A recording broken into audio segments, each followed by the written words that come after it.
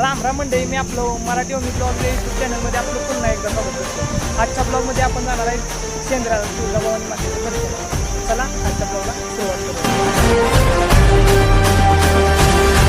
आई तुझ्या गचरणी आभाळ धरणी येऊन विसावले, देवादिकांचे संकट जाई ग हरुणी तुझ्याच कृपेमुळे.